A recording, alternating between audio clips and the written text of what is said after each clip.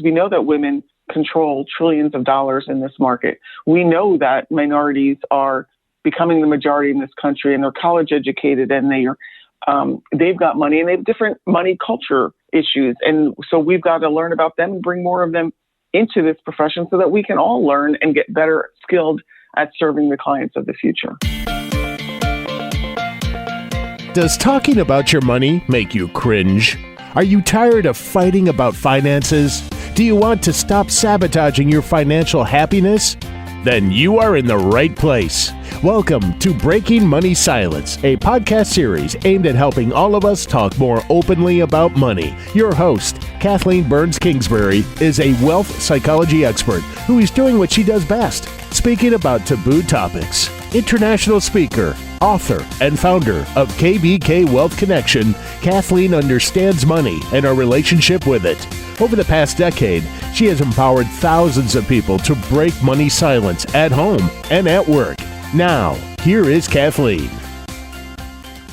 Today, I have a very special guest on the Breaking Money Silence podcast. It's Kate Healy. She's the managing director of Generation Next, focused on advocacy for sustainability issues facing the RIA industry. RIA is Registered Independent Advisor, if you're not familiar with that. Kate leads the TD Ameritrade Institutional's NextGen and Women's Leadership Initiatives. That's how we met many, many years ago. And she supports the future of the profession through programs designed to raise visibility, provide support and resources to guide professional development of next generation of advisors. Her bio goes on and on. She's done a lot of great things. I think what's most important is she's a cool, powerful woman, and I'm happy to have her on the podcast today. Welcome, Kate. Thanks, Kathleen. I'm so excited to be here. So the myth that you decided to bust wide open today is the financial advising profession is an old boys network. Wow, there's a loaded myth. So tell me what motivated you to pick that one, Kate. I think that everyone just has this perception that financial advice is just men. It's all men. They're over 50 and they're white. And they have this perception because that's what we keep saying. We talk about the lack of diversity, the lack of women in the profession. And that's not untrue. But I also feel like the more we keep saying that, we're scaring people away.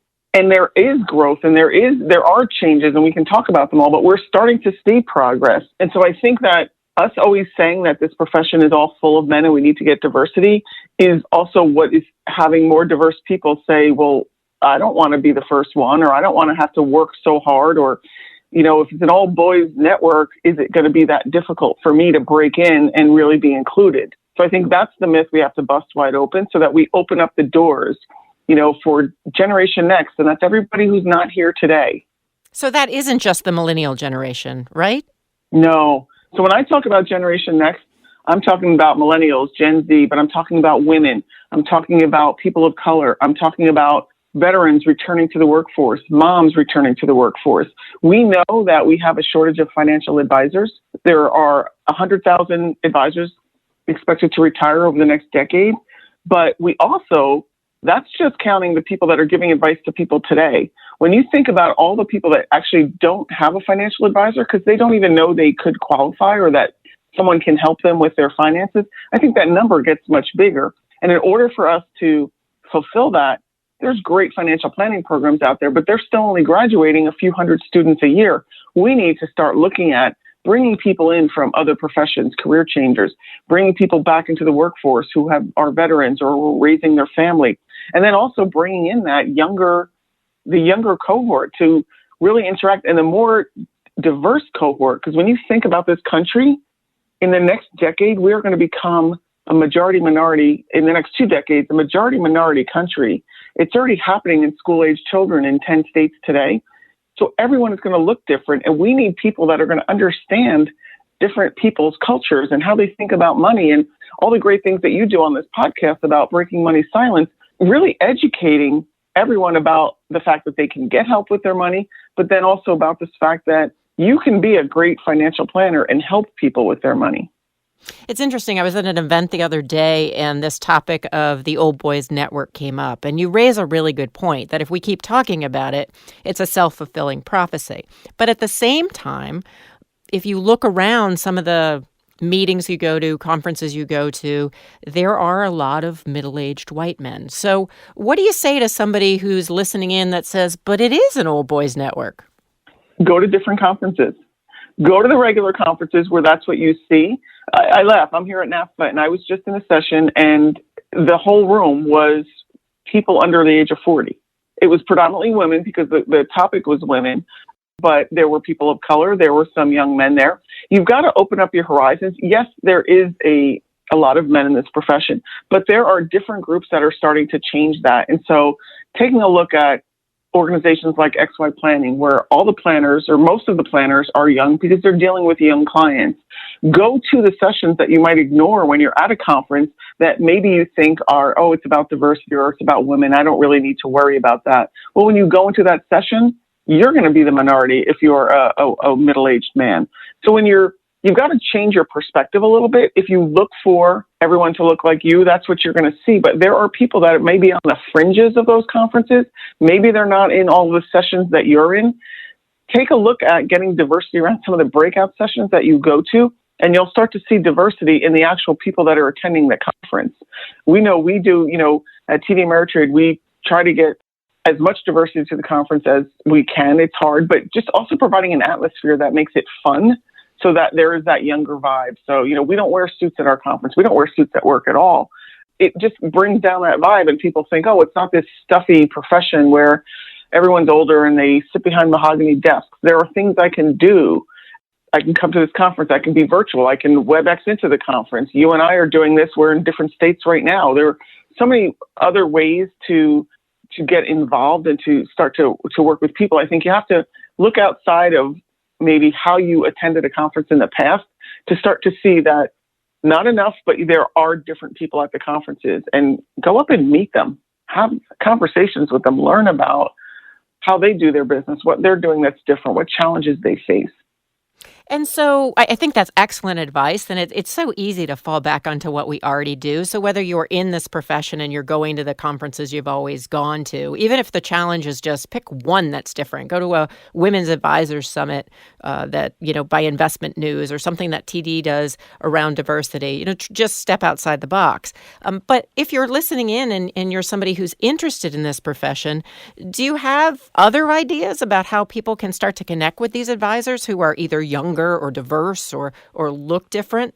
Because that isn't often what you see in the advertisements or hear about. It's true. It's not. And we're trying to change that, right? We always say you can't be what you don't see. And if you don't see people that look like you, you don't think you have a place. But there are places. So I talked about XY Planning. The CFP board has their I Am a CFP Pro campaign that showcases people who are younger, people of color. But reach out to your associations. Like I'm here at the NAPFA, the National Association of Personal Financial Advisors. There's the FPA, the Financial Planning Association. They have local chapters. You can reach out. If you're trying to enter this profession, almost everyone in this profession will sit down and have a cup of coffee or have a Skype conversation or a phone conversation with you to talk about what you think about this profession and how you could get into it. I met a gentleman last night who is interested in this profession, but he just paid his own way to this conference. He's not a financial advisor yet, but he's interested in learning about it. So I gave him some tips. I said, look for the people that are in the XY Planning shirts.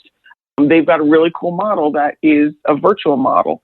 And I recommended that he went to the session that I just talked about, where women bosses, they're all virtual. They run their offices virtually, and they do a lot of financial planning. And so there are people out there. You've got to look for it. But I would also say, to check the associations, and then each association, NAPFA has a NextGen part of the association called Genesis, and the FPA has NextGen as well. And so that's where the people that are starting out in the profession that are younger, and I will tell you that the awesome thing about the RA profession is that everyone shares ideas, everyone gives back, nobody feels like anyone's a competitor. So they'll share how they started their business. Literally, we just talked about in the last session what software they use, how much they charge their clients, how many clients they have. Everything that you would think is the secret sauce that no one wants to share, everyone shared it freely because they know everyone's going to run their business differently, but there's no reason to not share how they got to where they are, how often they had to change and learn as they were going through. And what I think people need to know, if you don't know this, is that RIAs tend to be very entrepreneurial, running their own business, very different than some of the other types of financial planning and investment models that are out there. And so, Kate, what's flashing into my mind is a conversation I had this morning with a gentleman I was interviewing for a keynote I'm doing, and it was for a women's initiative. I'm going in to talk to them about breaking money silence. And he said that he works at a retail desk and that he really, as a manager, wants to have more diversity on that desk. And he struggles with the perception of what people look like that are at a trading desk. And he's working really hard to have a more diverse staff. And so we laughed about Wolf of Wall Street. But I do think a lot of people don't consider what the financial planning profession is actually like. I mean, there's a reason I hang out with all of you, not being a financial planner, is people talk, they're friendly, they're entrepreneurial. There's a lot of great women and men and people of color that participate. So I think that, there's a lot to this profession that isn't just, an old man. And, oh, by the way, an old white guy. I have some friends who are old white guys, and they're great. They're awesome. And you know what? They're helping us as we look to bring more people into this business. I've had great mentors. I mean, it's not, they get it. They don't want to see all of themselves around here. There is room for all of us in this profession. And I think there are a ton of men that are, helping and learning and asking the questions. And that's what I love, is where they just sit down and ask a question of, why is it different for you than me? Tell me, because there's a lot of things that people of color face, or that, women face, that men don't face, so they don't think about it. And it's not their fault. If they never had to face it, why would they have thought about it? And so we've got to do that better job of also changing those perceptions and allowing people to realize what happens and what we go through to be part of this profession. And you're right, it's a phenomenal profession. The images that people see from Wolf of Wall Street, that's not this profession. Those are brokers, those are traders, that's a salesperson. A financial planner, I was talking to two of my clients last week, and one of them actually said she's thinking about getting a degree in therapy because so much of her time is spent listening to clients and helping them work through issues. That money is there, and they talk about that, but so much of it is about, well, what do you want to do with that money? What's your legacy? How do you want to save? And the other advisor we were talking to actually has a therapist on staff, on call, that he brings into meetings, because it's more than just the numbers and the money. That's a part of it. But so much of financial planning is the relationship that you have, the way that you help your client get to financial freedom by helping them think through how they think about money, think through what do they want their money to do for them or do for their family. And the decisions about even, is it better to take a high-paying job that's going to give me a lesser quality of life? Or do I really want to focus on my family and we'll maybe not buy a new car every 4 years. We'll wait and do it every 6 years. There's a lot of decisions and behavioral decision-making that happens in financial planning alongside the money piece. But that's why it's such a great spot for more diversity and more innovation, so that we've got people who are having the same mindsets and having similar life circumstances so that they can serve women, because we know that women control trillions of dollars in this market. We know that minorities are becoming the majority in this country, and they're college educated, and they've got money, and they have different money culture issues. And so we've got to learn about them and bring more of them into this profession so that we can all learn and get better skilled at serving the clients of the future. So I love all of that, and I always have loved your passion around this topic and all the great work that you're doing. But where are we when it comes to the numbers of men, women, and people of diverse backgrounds in terms of the profession? Well, we are seeing some improvement. So we've seen TD Ameritrade has a research arm, FA Insight, and we have seen the average age of the advisor actually drop below 50. So we're seeing the ages get younger, so that's awesome.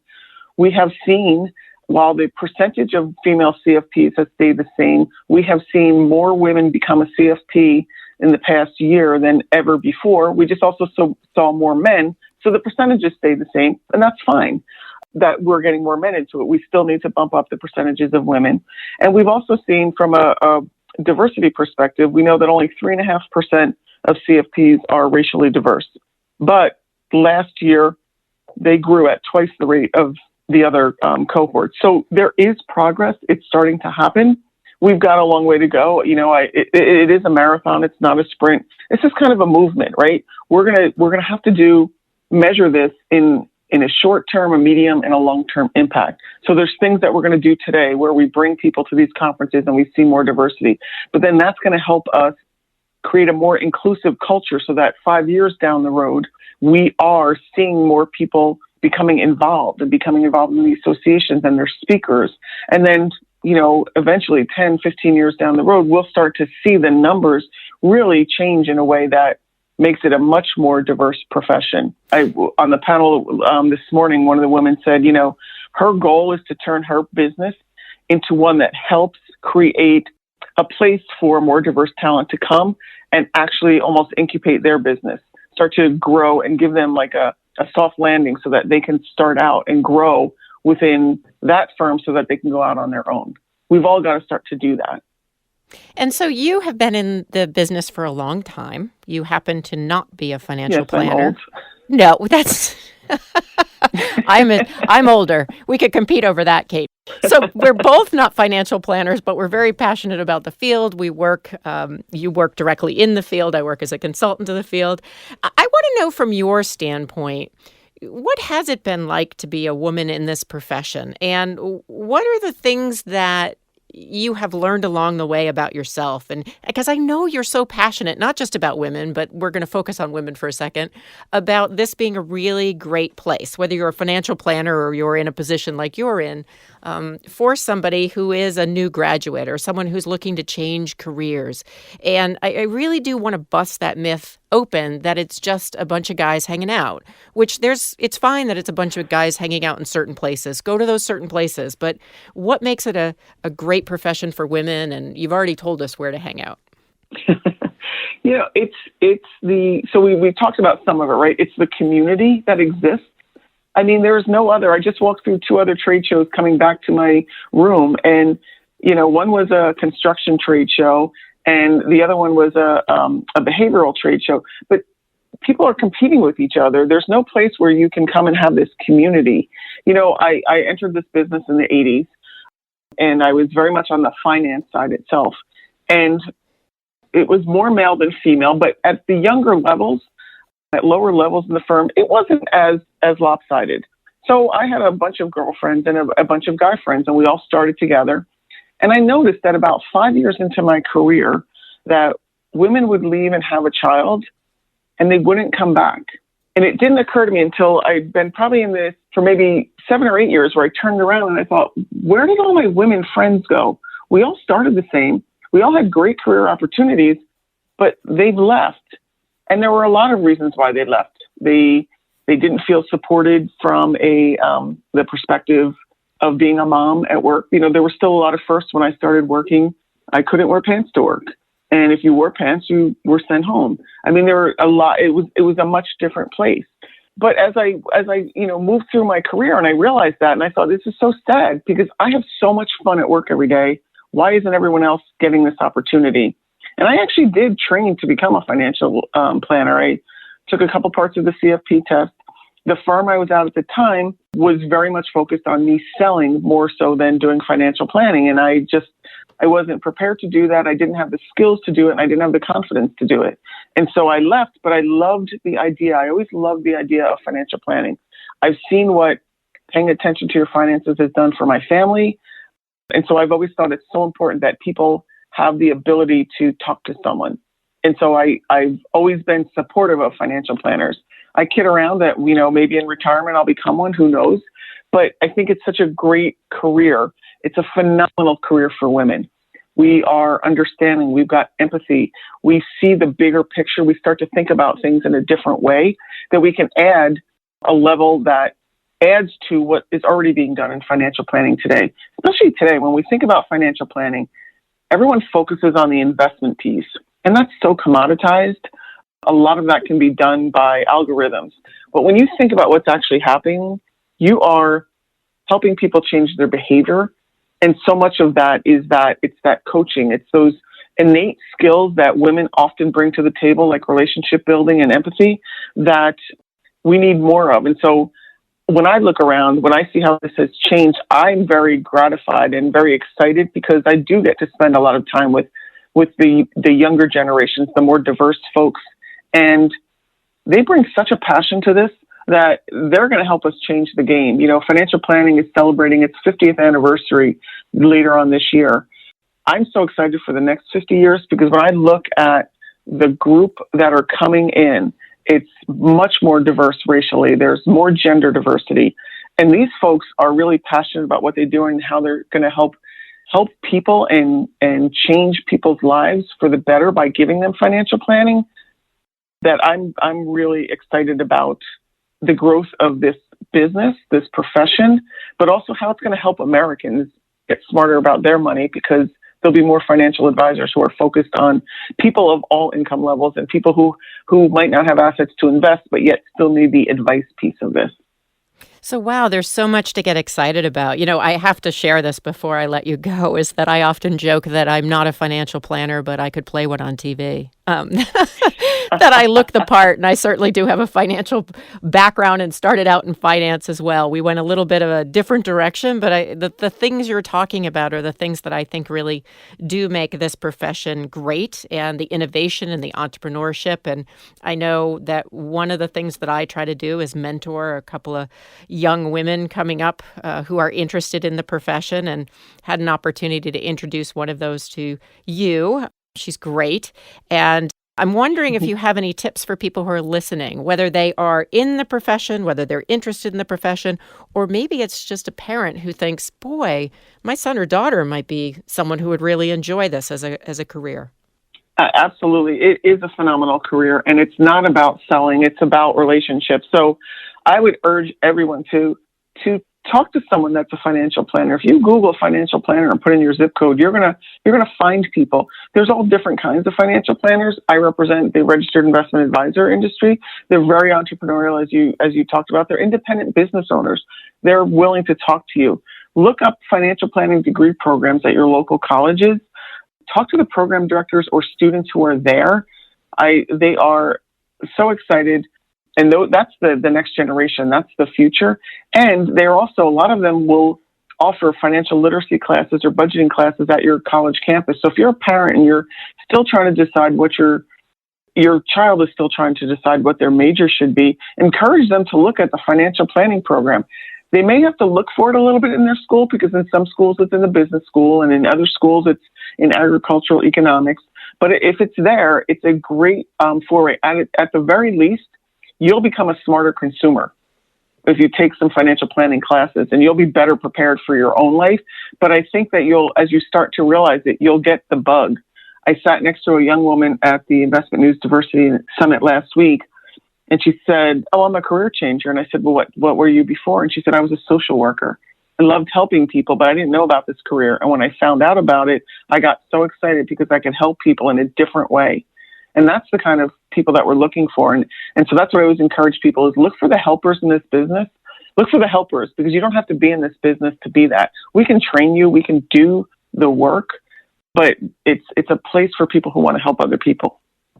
Well, Kate, I always love hanging out with you and having these types of conversations. So this is Kate Healy from TD Ameritrade Institutional. Generation Next is what she's up to. She does really cool work. Where can people find out more about you and what you're up to?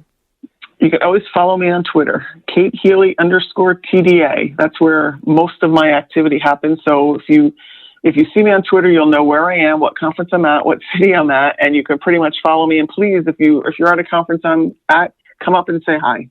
Awesome. And I have to say, Kate is truly on Twitter. It's not her team. She responds. We interact. It's awesome. So thank you, Kate, Absolutely. so much for your time and for breaking money silence with me.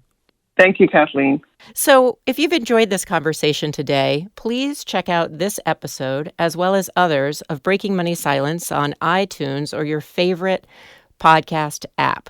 You also can shoot me an email with a question or a comment at kbk@breakingmoneysilence.com. And remember to share this podcast with a friend because it's the easiest way to break money silence in your life. Thanks for listening. Thank you for listening to Breaking Money Silence, hosted by Kathleen Burns Kingsbury, a wealth psychology expert, author, and founder of KBK Wealth Connection. If you like what you heard today, be sure to subscribe on iTunes or your favorite podcast app and leave a review. Also, share this episode with your friends and family. It is a great way to get the conversation started. For more money talk tips and information, or to hire Kathleen to speak at your next event, go to www.breakingmoneysilence.com.